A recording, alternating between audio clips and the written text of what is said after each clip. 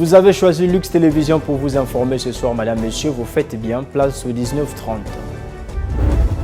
Dans le département de la Bouenza où il séjourne depuis hier, le président de la République, son Excellence Denis Sassou Nguesso, a inauguré ce matin à Loudima le nouvel Agri-Hub, un projet structurant soutenu par Eni Congo, dédié à la valorisation des chaînes agricoles, à la formation technique et à l'insertion professionnelle des jeunes dans les filières agro-industrielles. Ce reportage porte la griffe de nos confrères de la presse présidentielle.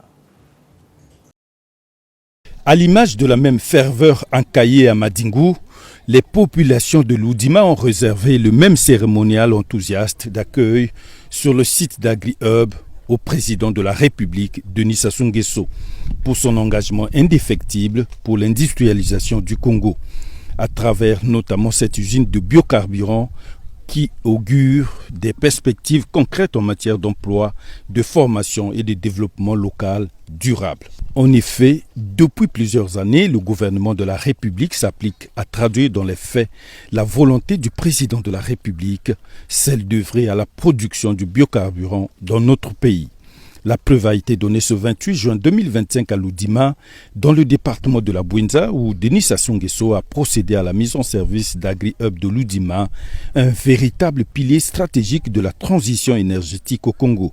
Il s'inscrit dans une vision multidimensionnelle avec à la clé la transformation sur place de l'huile végétale produite à base du soja, du raisin et du tournesol, la diversification énergétique, la valorisation des déchets, la création de nombreux emplois locaux et la protection environnementale.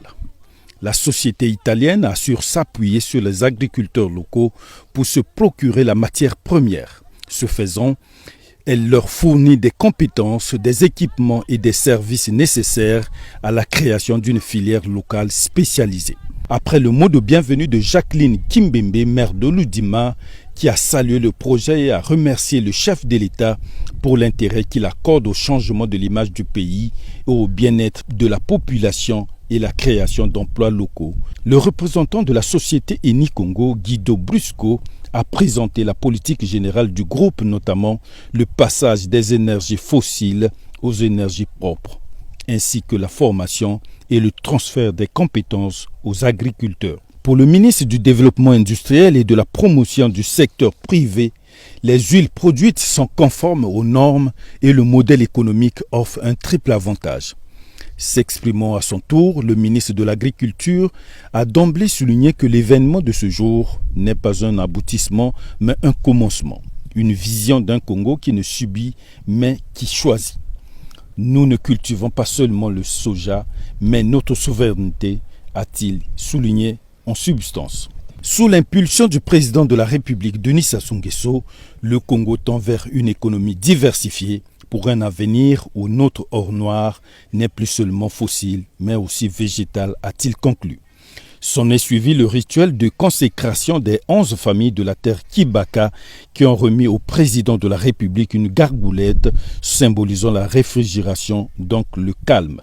Avant la coupure du ruban symbolique, dévoilement de la plaque inaugurale et l'actionnement par Denis Sassou Nguesso du bouton marquant le démarrage des machines pour la production des biocarburants. C'est à 13h que le président de la République, Denis Sassou Nguesso, a une fois de plus communié avec les populations qui ont toujours été témoins lorsque le chef de l'État pose un acte de portée historique avant de quitter Loudima pour Brazzaville via l'aéroport d'Nkayi.